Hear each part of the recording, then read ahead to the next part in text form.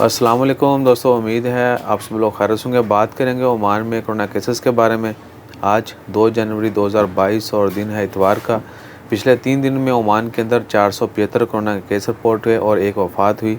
इन्ना लिल्लाहि व इन्ना इलैहि राजिऊन। जुमेरात के दिन ओमान में 119 केस रिपोर्ट हुए थे और जुमे के दिन 102 केस रिपोर्ट हुए, जबकि कल हफ्ते के दिन ओमान में 122। पिछले 3 दिन में केसेस की तादाद 475 है।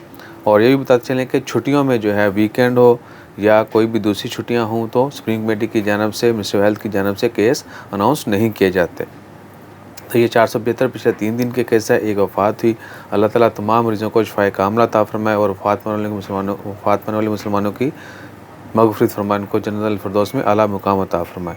तो हमेशा जो है अपना ख़्याल रखें। इसके अलावा अभी तक ओमान की कोई मेजर अपडेट नहीं है। Hopefully things will be normal और उम्मीद की जा रही है कि कोरोना जो है जल्द ख़त्म हो जाएगा। इवन कि यूके में 1 लाख से ज़ायद केस रिपोर्ट हुए हैं डेली, लेकिन उन्होंने पाबंदियाँ ना लगाने का ऐलान किया। यानी दुनिया जो चाहती है कि दोबारा से बंद हो, तो वैसा नहीं होगा।